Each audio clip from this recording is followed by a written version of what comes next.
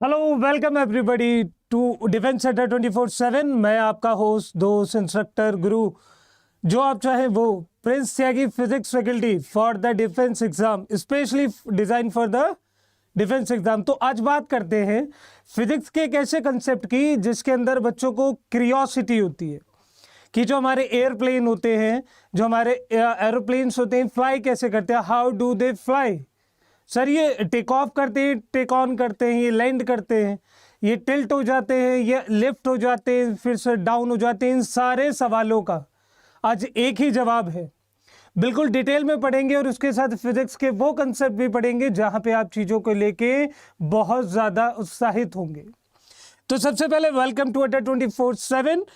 Don't quit दिख रहा होगा लेकिन लिखा है डू इट, तो आज कर देते हैं डू इट। चलिए शुरुआत करते हैं अड्डा 24/7 की ऐप से। इस ऐप को आप डाउनलोड करेंगे तो आपको मेनली कॉइन्स मिलेंगे और कॉइन्स के साथ साथ आप लोग क्या करेंगे, शॉपिंग करेंगे। ये डिफेंस अड्डा 24/7 का ऑफिशियल यूट्यूब चैनल है जिसे आपको सब्सक्राइब करना है। सब्सक्राइब करने के बाद ऐसे इंफॉर्मेटिव वीडियोस आपको रोज मिलती रहेंगी। ये क्या हो रहा है सर? ये एयरप्लेन फ्लाई कर रहा है। देखिए ये सीधा जा रहा था, एकदम टिल्ट कर गया।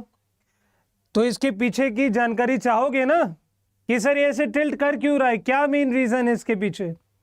आइए शुरुआत करते हैं आज इसी टॉपिक से।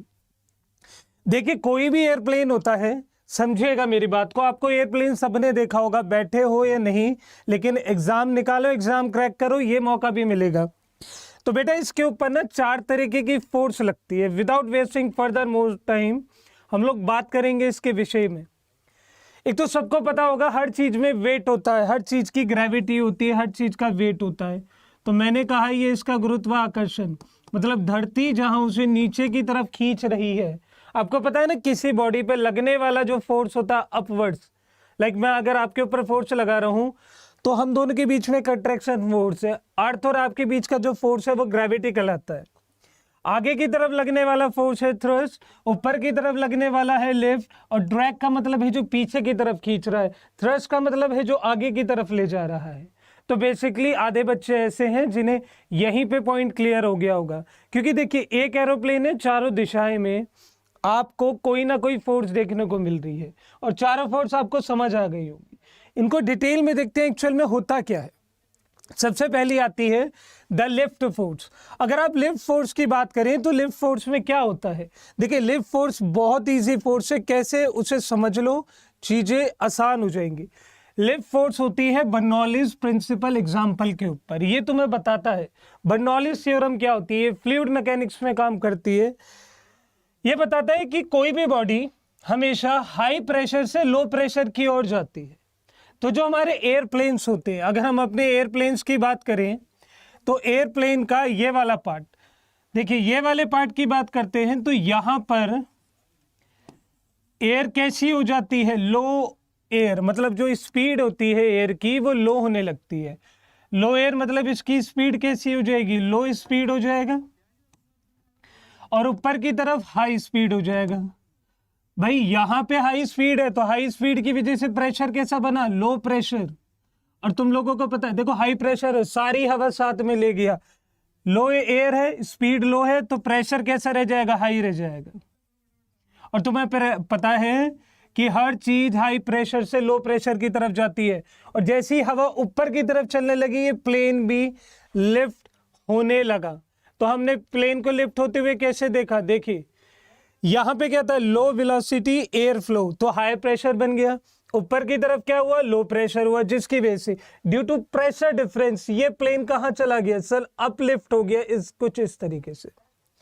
तो चलिए एक बार लिफ्ट के बारे में पढ़ते हैं, लिफ्ट कहता क्या है। The first force that keeps plane aloft is lift. Lift is created by the movement of air over an airfoil and it works much like a wing. आ गया वही point, the greater this difference between the horizontal and vertical velocity the more lift will be produced. तो क्या था sir, इतने portion में pressure कैसा था, यहां का जो प्रेशर था वो हाई था और जो यहां का प्रेशर था वो लो था। तो सर ने प्लेन उड़ाना सिखा दिया नहीं, मैंने केवल उठाना सिखाया है। तो उठा हुआ सबको दिख रहा होगा। फिर आता है ड्रैग।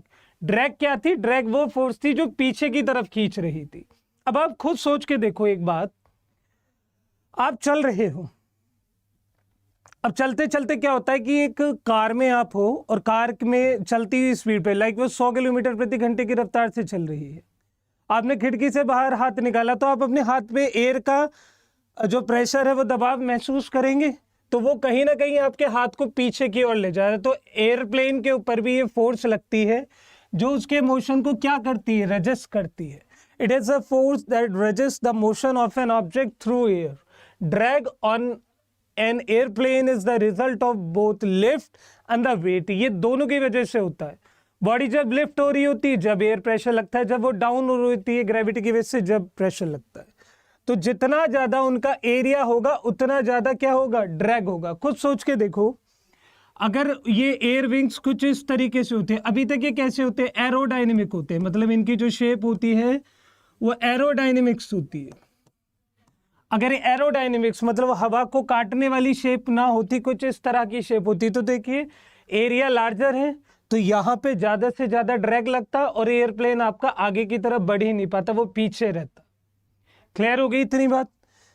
तो ये थी पीछे ले जाने की बात। अब ये ग्रेविटी, ग्रेविटी के बारे में आप लोग सब जानते हैं। Suppose I am holding this marker in my hand, if I am just drop this marker it will go downwards due to the gravity और due to its weight. Actual में ग्रेविटी है क्या?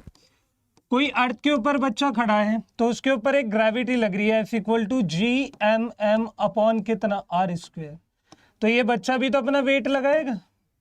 तो यहाँ पे देखो ग्रेविटी भी लगी है, बर्नौलीज भी लगा है और न्यूटन के नियम भी लगे हैं। कैसे? यहाँ पे सर लगा हुआ है न्यूटन का third law.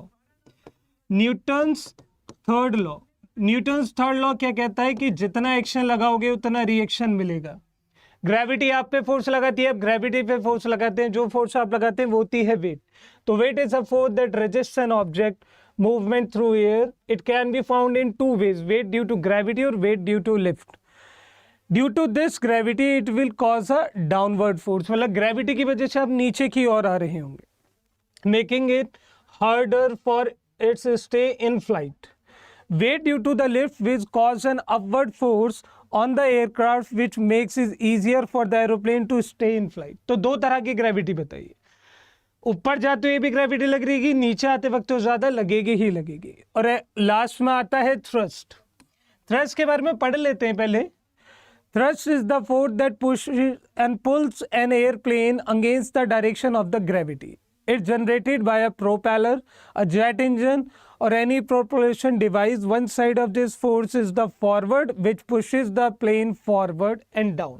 The other side is called back thrust which help offset gravity and keep aircraft in flight. चलो एक एग्जांपल देते हैं। एक गुब्बारा लो, एक बैलून लो, बैलून में हवा भरो और बैलून को ऐसे पकड़ के खड़े हो जाओ।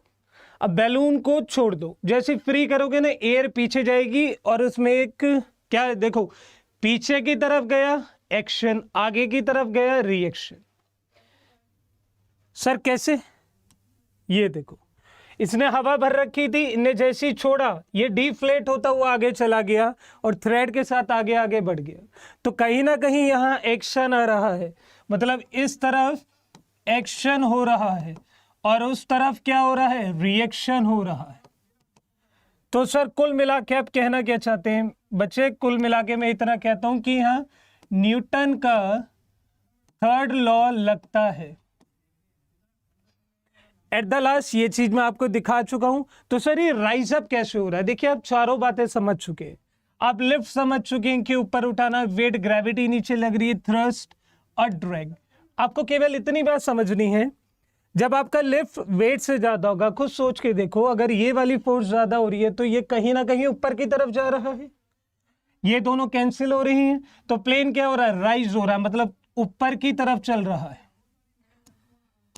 लेकिन जब वेट लिफ्ट की वजह से कम हो रहा है, मतलब ये वाली फोर्स ज्यादा हो रही है, तो ये प्लेन नीचे की तरफ आ रहा है। ड्रैग जब थ्रस्ट से ज्यादा है, खुद सोच के देखो, आप आगे की तरफ जा रहे हो, मैं आपको पीछे खींच रहा हूं, फिर आप आगे जा रहे हो, मैं आपको पीछे खींच रहा हूं, और पीछे वाली फोर्स ज्यादा है तो प्लेन स्लो हो जाएगा।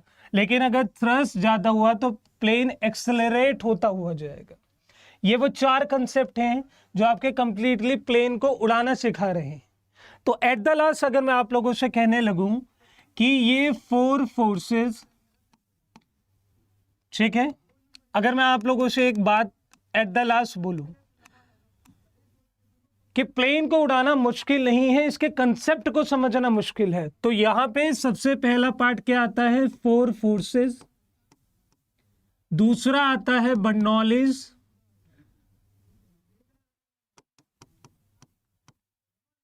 और आपका लास्ट पार्ट आता है न्यूटन्स लॉज।